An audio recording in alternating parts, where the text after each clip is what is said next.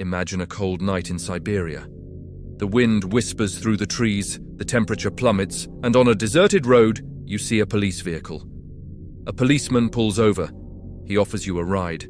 You think, I'm in good hands. But what if that gesture of trust became the worst mistake of your life? Today, we're going to learn the story of Mikhail Popkov, a man who wore the uniform, appeared to protect, and yet, hidden behind that authority, inflicted a terror few can imagine.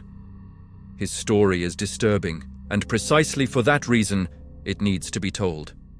If you haven't yet, take a moment now to subscribe and hit the bell. Let's dive together into this deep investigation. Mikhail Popkov was born in 1964 in the vast, cold expanse of Siberia. He grew up in Angarsk, a city in the Irkutsk region, in a family scarred by alcohol, betrayal, and instability. Both his parents were alcoholics, and according to experts, his mother may have been abusive. This environment shaped something very dark inside him, a rage against women he saw as immoral. As a young man, he did something that would become central to his story. He joined the police. He became part of a system that symbolizes authority, trust, and protection. The uniform gave him power, access, and credibility. Everyone believed he was doing good. But it was precisely that uniform that became the perfect mask to hide his monstrous side. Between roughly 1992 and 2011, Popkov killed dozens of women. The confirmed number stands at 87 victims, but it's suspected to be 90 or more, making him the most prolific serial killer in modern Russian history. He earned terrifying nicknames: the Werewolf, the Angarsk Maniac, and the Wednesday Killer. But how did someone who wore a uniform manage to kill so many women and remain undetected for so long? His tactic was both cruel and efficient.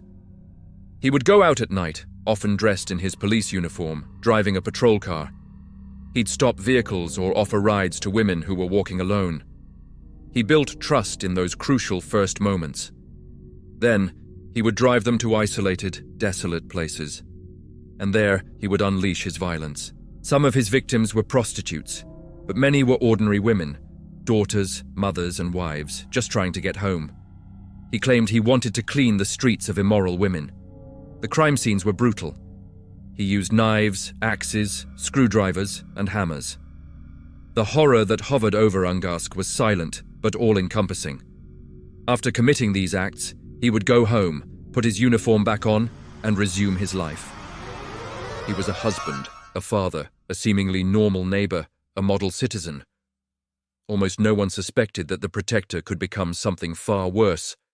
The investigation took years. The police began to see patterns, bodies of women left near Siberian roads, always alone, with evidence suggesting the same type of vehicle was nearby. They eventually found traces of a Lada 444, a vehicle commonly used by police officers. This led them to a startling realization. In 2012, they took a drastic step. They tested the DNA of about 3,500 regional officers. And then, the shock. The DNA matched. Mikhail Popkov was arrested in June 2012. In 2015, he was convicted for 22 murders. But it didn't stop there. He then confessed to 59 more. In 2018, he was convicted of another 56 deaths. The real number. No one knows for sure. Some estimates place it above 100, perhaps even close to 200. But this story doesn't end with his arrest. We need to consider the causes, the impacts, and the lessons. Popkov said his motivation was moral, punishing women he considered wrong. Psychiatrists, however, diagnosed him with homicidal mania. He expertly used his uniform to hide his violence, exploiting trust, authority, and the vulnerability of his victims. This reveals something incredibly important. Authority doesn't make someone immune to suspicion. Public trust can become a weapon. Today, his story serves as a chilling warning. It forces us to ask who protects us and who watches the watchers. How do we identify the signs when something is fundamentally wrong? How can we, as a society, respond when the victims are invisible, vulnerable, or dismissed? Now, if you're watching this and thinking, this doesn't affect me, I want you to think again. He targeted women who were alone at night, but the underlying lesson is that danger can emerge from the most unexpected places. The failure may come from the very person who is supposed to protect you. I want you to pause the video for a moment and reflect. If you had a friend or relative in a vulnerable situation, what would you do? And this brings me to a very important call to action. If you ever feel unsafe or know someone who is vulnerable, please seek help. Contact the police or reach out to a support network. Share this video so more people understand that a threat can be closer than we think.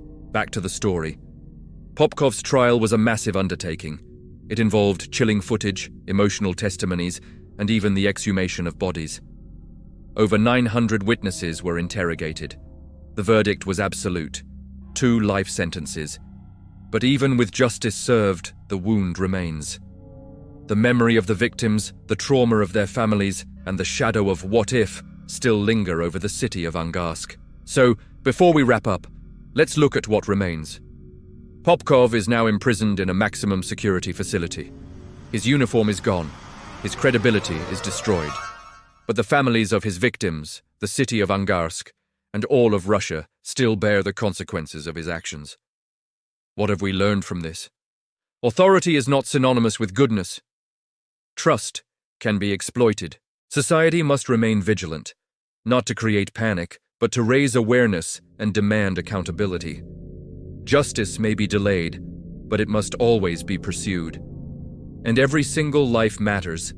No victim should ever be just another number. If you've followed this far, I want you to do something now. Leave a comment below. What is the biggest lesson you take from this story? Do you believe the police failed? Or was it the system itself that failed? What could have been done to stop Popkov from operating for so many years? And if you found this video insightful, please click the like button, share it with someone interested in true crime or prevention, and subscribe to the channel if you haven't already. Don't forget to hit the bell to receive updates for our next investigations and real-life reflections. Thank you so much for watching. Until the next video. And remember, the darkest face of evil can appear where we least expect it. Sometimes, it's hidden behind a uniform.